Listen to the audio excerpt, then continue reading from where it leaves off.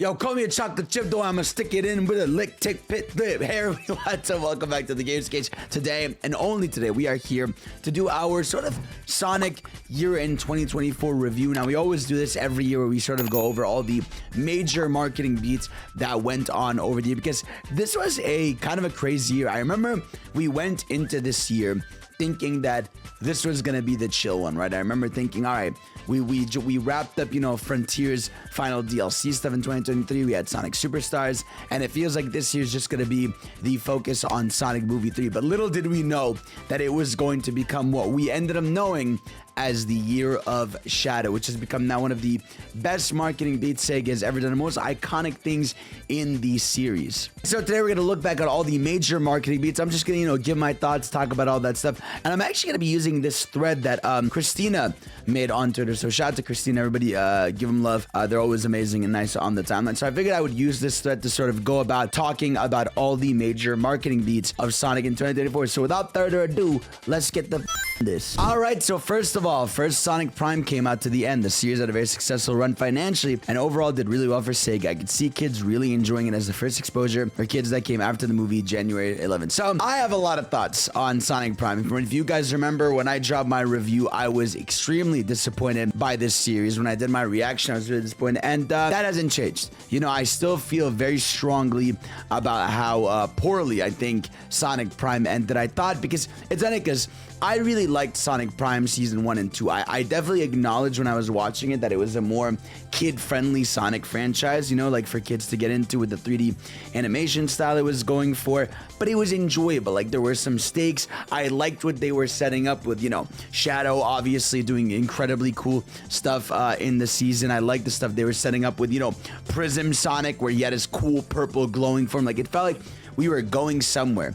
And then Season 3 just ends up being 8 episodes of the same thing cycled over and over and over again, where it was like, all right, they're facing 9, boom, fight robots, get to 9. 9's like, I'm gonna end this cycle, like, this isn't you, more robots spawn, they fight the robots, more, it felt like they were repeating the same thing over and over. And while again, I did enjoy the dynamic between Sonic and Shadow, and I felt like that was the best part of the season. I like 9 as a character. I feel like they just kind of, I don't know, it felt like the season could have been 4 episodes and they had to stretch it out to a whole season, because yeah, what they did was really bland. And I think now that this leaves the question open, right, to what could they do for the future? What can they do for a change? I do hope at this point we get a Sonic anime or a Sonic animated series, right? Because not that the animation here was bad. I actually really like the squash and stretch that they do a lot of it in Sonic Prime, but I would like a bit of a different flavor. But yeah, Sonic Prime overall was kind of like, it was bad that it started the year with Sonic Prime, because I was like, all right, man, sure.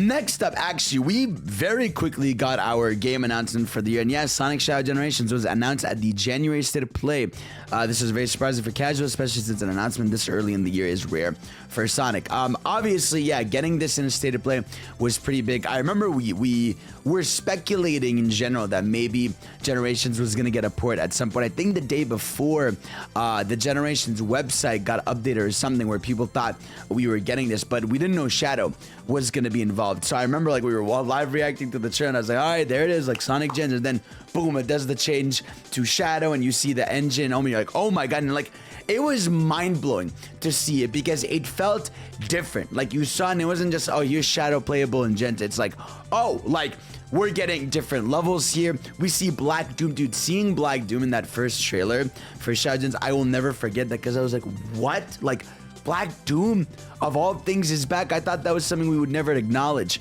ever again, and so to get that tease of Shadow's story, getting some cinematics and stuff like that, and then boom, just, holiday or fall this year, I was like, damn, bro, I wanted more. But what a good way to start the year. Very good early on announcement of the game that we ended up, that ended up being the Sonic game of this year. Oh my god, I'll never forget this. On February 2nd, the Sonic Movie 3 title treatment reveal.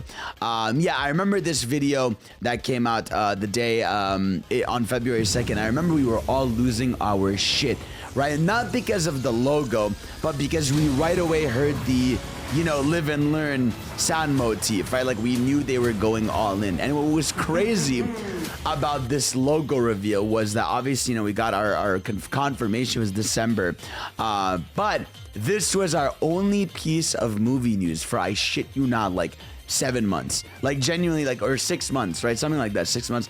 But yeah, I remember we got this, and then deadass every month it was like, all right, we're waiting. Nothing in April, nothing in May, nothing in anything. I remember in May, actually, the only bit we got of information for Sonic movie was that at CinemaCon, they had gotten like a behind closed doors first look at it, where they talked about Shadow on the motorcycle and shit. We were losing it, just knowing the info, but not seeing it. But yeah, I thought, it's a logo reveal, so it was kind of cool. But I will say, now looking back, I feel like doing this super early in the year was a mistake. I feel like if they had done this in April and then had launched the trailer in like July or August, I feel like that would have gone better, because I remember like we got this and then it was literally like months of waiting for any tidbit of information. I remember even like the announcement of Keanu Reeves being Shadow was just kind of like a Variety news article, and not even like a big logo or big treatment reveal. But alas, that's what happened on February 15th. We got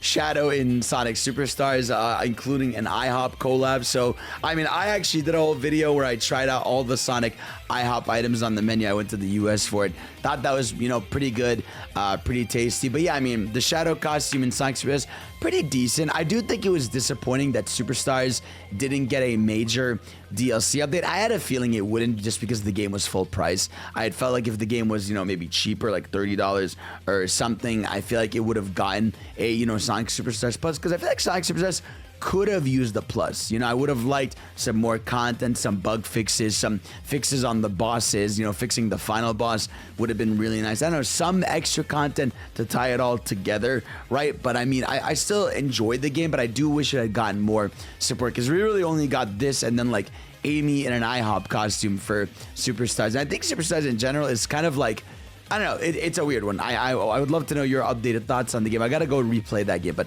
I enjoy it. But yeah, this was kind of our first Shadow thing of the year, I guess. Next up, yeah, Angry Birds X Sonic the Hedgehog. This is small, but a studio strengthening event.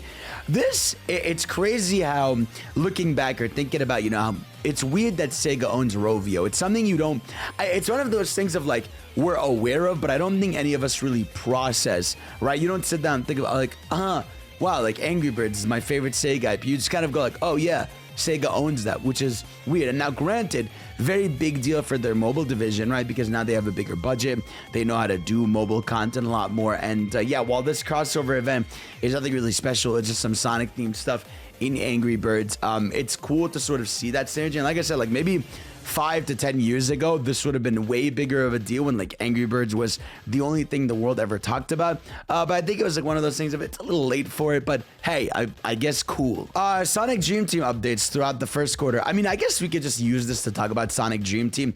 This game, very different than it was at launch. Obviously, it sucks that it is still limited to Apple Arcade and it's not available on PC or everything. I do hope it one day goes to PC, but I'm telling you guys, it does not look likely, because again, remember, Apple funded the game. And so this game getting ported feels unlikely, unless they funded it for like a temporary exclusive, because this game is so different. Every level has rankings now. You can unlock songs from the series that you can swap in different levels. There's even modifiers, like you can actually unlock abilities like drop dashes or double jumps or speed boosts or magnetic rings. Like there's a lot to this game. They even just added Shadow to the game and Shadow stuff in there. Like there's an extra world that they added. Like they kind of went crazy with this game. It's one of those things, I feel like if this was on console, man, this game would be really much more well viewed in the Sonic fandom. I think it would still be seen as more of a side game just because of like the length and how the different scope of it is. But I don't know, man. It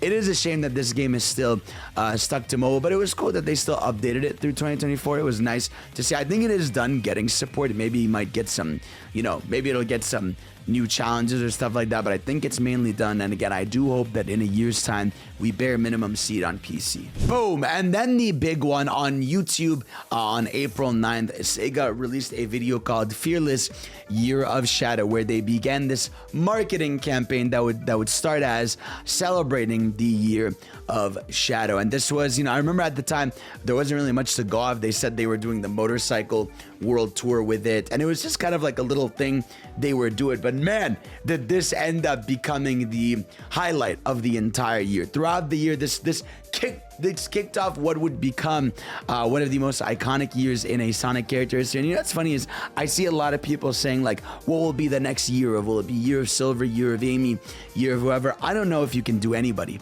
to be frankly honest. I think Shadow is such a unique case where he's always been like almost as popular, if not more popular in some places than Sonic. And I feel like he's the only character that could truly carry a year, have his own game, have his own spin-off, have his own full marketing beat, because if you think about it, Amy sort of had her comeback, in a few ways or another. That might be coming up soon and stuff with, Sonic Origins Plus, where she was added, her having more runs and stuff in IDW, her being playable in Sonic Frontiers. Like, I felt like with Amy, they sort of brought her back into the forte. With Knuckles, they already did that in spades. They did the Knuckles prologue for Frontiers. They had him playable in Frontiers. They gave him IDW runs. Like, they brought him in the movies. Like, Knuckles had his run, right? But they didn't name those years necessarily after that. But Shadow was the case where they could do it. And little did we know how crazy it was about to get. I mean, Sonic IHOP, I talked about it a little bit. I mean, it was good food. I guess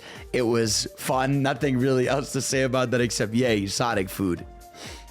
It is criminal, though, that Sonic is not collabed with Sonic, the fast food place. Come on, man, wake up. This is the thing I was talking about, Sonic at Moto GP, which honestly, this motorcycle, first of all, I've rode this motorcycle. There's that picture of me at TGS riding the Shadow Bike, which is still one of my favorite pictures of all time. But they were going around the world with this motorcycle.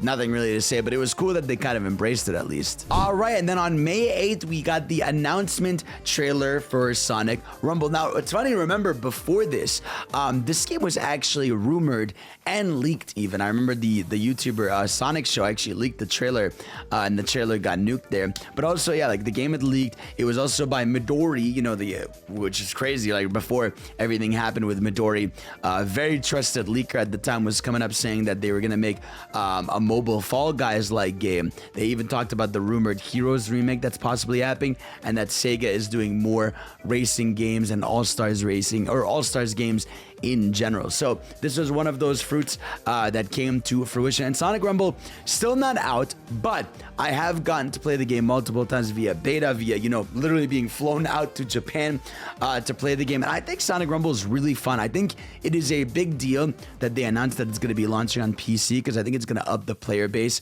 by a lot. I still don't think it's going to be like a viral thing, sort of like how Fall Guys was, but I think it being on PC and mobile is going to make it so that it does really well at launch, and the way the game is going to be, handling skins and doing new maps and new updates and collabs, I think it's going to be really dope. And we got info all throughout the year on the game. It was supposed to come out this holiday, but it's not technically official yet. It's weird. It's out on beta in some regions, like in Canada, it's out in some regions, in some places in the world it's available, but it's out worldwide out yet, and I think it will be around, January, February, hopefully. I don't know, but that'd be cool. But yeah, Sonic Rumble is one of those games that was announced, and kind of like a cool side thing. I don't think it's gonna move the needle, but it's cool that it exists. All right, and the big one we had was Sonic X Shadow Generations at Summer Games Fest. So as you guys remember, I got to go to Summer Games Fest to play this, but this trailer, huge deal, right? Because this was the reveal of the Doomwinks, right? And this created a crazy wave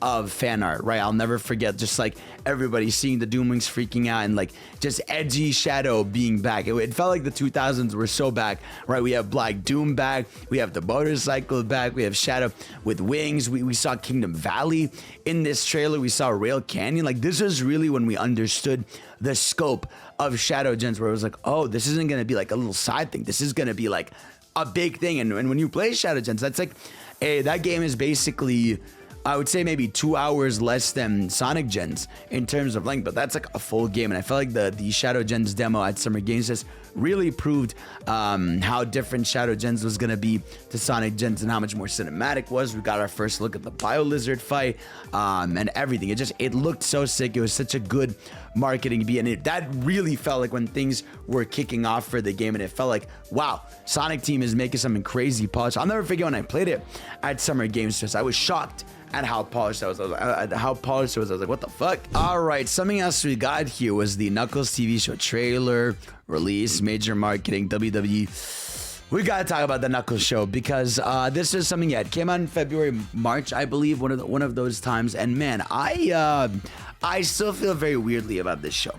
I had a fun time watching it, but I don't think it's a good show. I think now we're okay memeing it with the flames of disaster and Wade and all this stuff. But even like when I've looked back or seen an episode or two with friends, the thing about this show is it highlights once again, Knuckles is still peak, right? I think Knuckles to me is still the best part of that show. He is still 10 out of 10 when he's on screen. But there was something about this show where you can tell they didn't have the budget to sort of always have Knuckles. And so they just kind of decided to focus on Wade and his family. And I like the idea of Knuckles and Wade working together because they can bounce off each other. But a lot of the show ended up focusing way too much on Wade, and it became about Wade and his family and his sister and finding his dad who left him for a bowling pin thing. Like, again, there are funny jokes in it. There's good elements. I love Kid Cudi's character and all, the two gun agents, and those guys are fire. I hope we see them again someday. But I think this show, lacked that sort of, it lacked that feeling that you were watching something from the Sonic movie universe, and it concerned people. It was like, okay, well, please don't do this for Sonic Movie 3. And obviously, it's funny because I think the first episode was directed or written by the movie writers, and that was the best episode. Easy, because it's like, holy shit, this is a great balance of Knuckles with some fighting, with some comedy, with a good dynamic. Like, I'm having a good time. But then you get to episodes 2, 3, 4. It's just like a lot of weight. And then the last episode's kind of okay. There's some cool elements, there's some cool fights, but that's really it with Knuckles. And, they tried marketing it. It was technically really successful. It was like the #1 show on Paramount Plus. Not that I think that's like a big achievement probably. But yeah, I think overall, Knuckles show strengthened Knuckles' character, made me hate Wade a lot more. But of course, the flames of disaster. All right, another major marketing beat for Shadow Generations was, Sonic X Shadow Generations at Anime Expo and San Diego Comic-Con. Dark Beginnings teased. This was huge. I mean, Shadow Dark Begins, I'll never forget when we watched that panel together and they did that teaser. We were losing our minds, right? Because just seeing, Maria for the first time, seeing, new artwork of her, seeing, her actually in motion, caring for Shadow. That little teaser we got was incredible. We got Emerald in that animated episode, like that little tease of that fight between them where it just starts with the kick.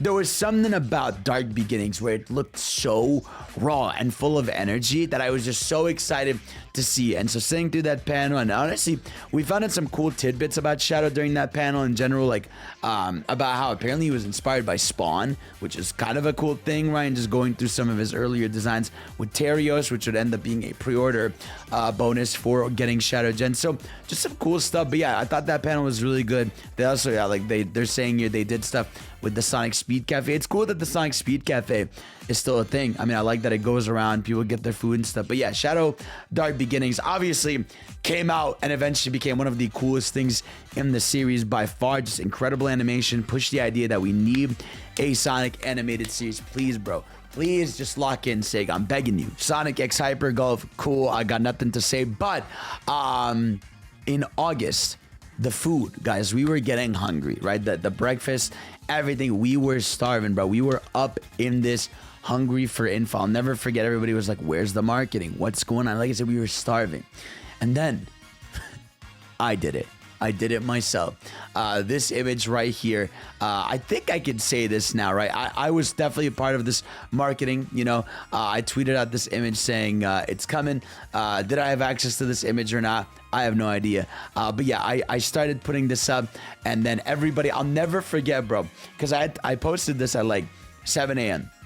And I'll never forget waking up to a fuck ton of tweets being like, is this fake? What's happening? This is staged. He's BSing. What's going on? And then literally like a few hours later, right, they did this thing where they were showing all the lights on different billboards all around the world, and people were like, oh shit, it's coming, right? And then it was that like the trailer was coming out like a day or two after. And again, this was months after we were waiting for something, and then boom, August 27th rolls around and we get the first trailer for Sonic Movie 3, which ends up becoming like a viral sensation, right? Like that trailer like blew the fuck up. It was, everybody was all in. You know, when we watched it, like no one was upset or angry. Like everybody was hyped. Shadow looked perfect. Keanu sounded incredible. We literally got Shadow, you know, Akira sliding on the top of a building, which is still the rawest thing they've ever done. It left us enough room to speculate.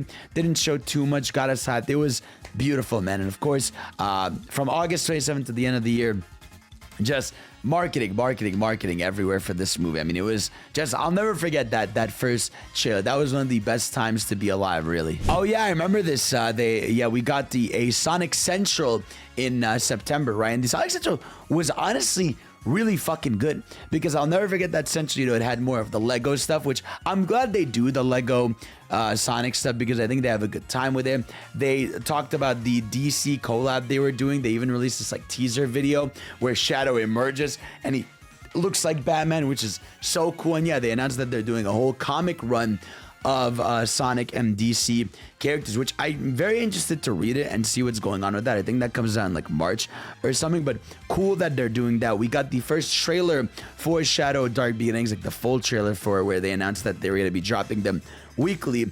And then we got the sort of story big trailer for Shadow Gens, and oh my god, the story trailer for Shadow Gens is so fucking good, dude. That trailer blew my mind. We got the Sunset Heights remix. We got Sunset Heights, right, as our first look. We got all the Doom abilities shown to us, right? We got fucking great, bro. We got the look at Mephiles. I still think, now looking back, and I think you all agree with me, I think Mephiles should have 100% been saved for the game. I feel like they shouldn't have shown him.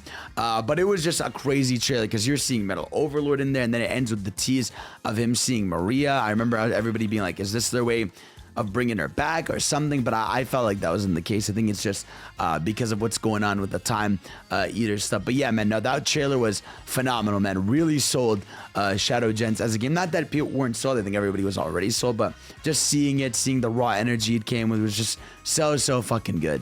And it was cool, honestly. This Sonic Central was really good. I still think they need to work a bit on making it less markety. I think there's times where it still feels like, all right, toys, merch.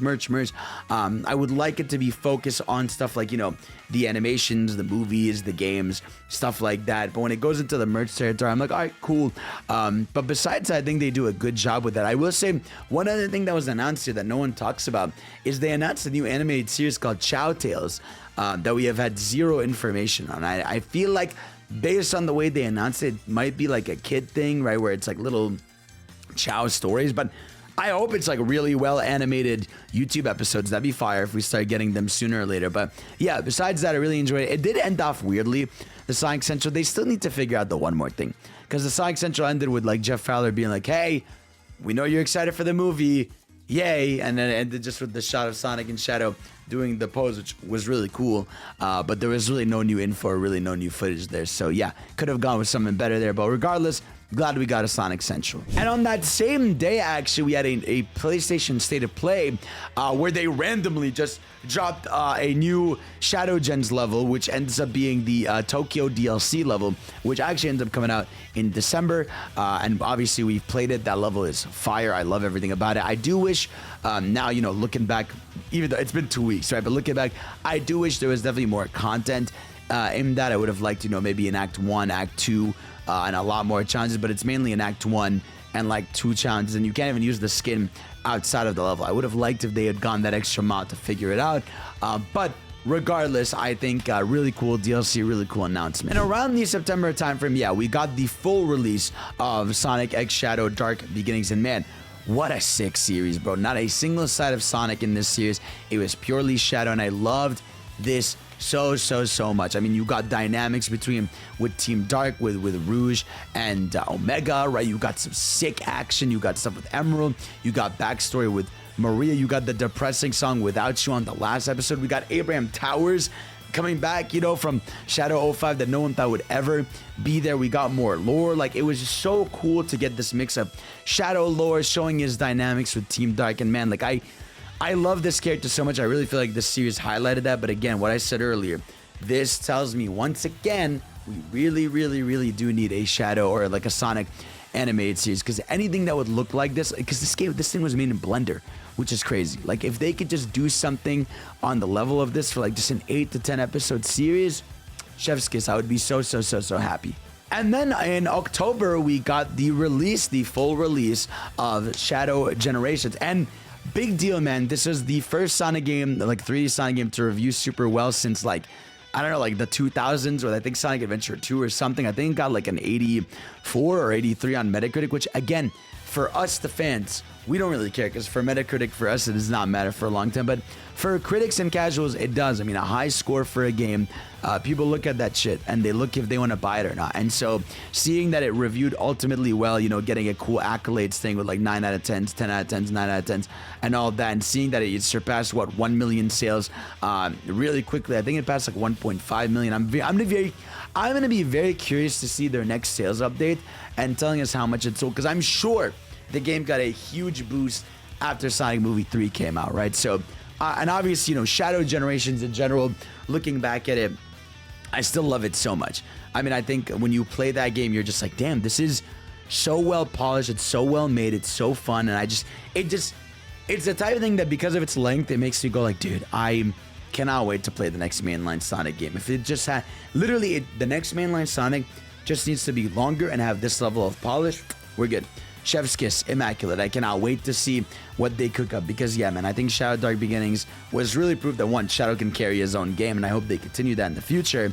But it was just cool, obviously, getting stuff with Maria, getting to revisit those old levels, the 2D levels being amazing, 3D levels being amazing. I mean, you guys know my thoughts on Shadow Gens, but obviously I'm really glad that it was a sales success, it was a fan success, and everybody's happy with it. Then you get, you know, your more side stuff like your symphonies and stuff. And honestly, I will say though, just talking about the symphony really quickly, really happy that it's still going strong. I mean, this is something that I really urge you, if you're a Sonic fan, I know there's not a lot of shows left, but if you can figure out how to go to one, you gotta go to one, because it really is a once-in-a-lifetime experience. Very few video game franchises can go from like beautiful symphony to then turning into a concert in the second half of it. It's a very unique experience. It's a reason they've been selling super well and doing super well. But yeah, Sonic Symphony, glad it exists, and I hope one day we get a Sonic Rhythm game. So that's the end of this thread, but obviously there are a few more things. We got the second trailer for Sonic Movie 3, I think in the beginning of November, end of October. And man, what a fucking trailer that was. I remember we were waiting for that one. And obviously, I mean, we've got Sonic Movie 3. Right, that's been the big one, and we're right now still in the middle of its box office run, where it's still doing super well. I think it just crossed 200 million at the box office, which is pretty crazy. I think it's going to outpace Sonic Movie 2 by not too much, right? I was hoping that Sonic Movie 3 would like double it, you know, maybe get to 600, 700 million, but it is looking like if Sonic Movie 2 did 400 million, Sonic Movie 3 is aiming to make maybe like 450 to 500 million, which again, still a huge success regardless. I mean, the budgets for the movie were, I think, 100 million or something like that. So they've already made their money back in spades. And what's most important is like, this movie is not one of those things where like, it's not even like a Marvel slop thing or a movie slop thing where like fans love it, critics don't. It's like, this movie is like, critics love it and fans love it. And so the word of mouth is spreading. It's doing so well. And I'm really happy to see that it's keeping up the pace. And obviously, like, I'm not going to spoil it in this video, but yeah, I mean, the movie is fantastic. You guys know my thoughts on it. I have like 5 videos about it if you want to go watch them.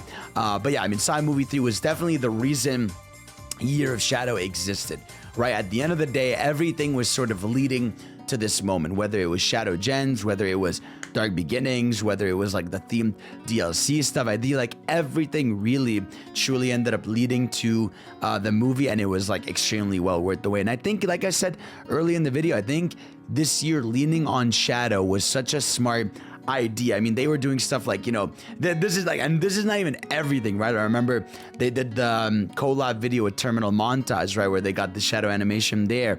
I remember they did the Shadow 101, where they did like top 10 shadow moments. They did like shadow lore facts. Like, they just went all in on stuff with Shadow. And obviously, like, I want to thank you guys for the incredible year you guys gave me in 2024. I mean, I got to interview Izuka about Shadow. I got to get flown out to Japan thanks to you guys. I got to play Sonic Rumble. I got to play Shadow Gens there. I got to, you know, sit on the motorcycle. I got to visit Sega's offices. Like, it was kind of crazy, the shit I was able to do this year. I got to go to the movie premiere, which was also surreal. And again, I can never thank you guys enough for the position you have put me in. So, of course, thank you so much always for the love and support you've given me over the years. But I just think, yeah, like, overall, man, just what a year it's been for Sonic fans, everything. And, of course, I'm going to do a video, you know, going over my predictions for 2025 and beyond. But overall, this year, I would say amazing. I think for a year that I thought was going to be, well, no, I'm going to say really great, not amazing. I think it was a really great year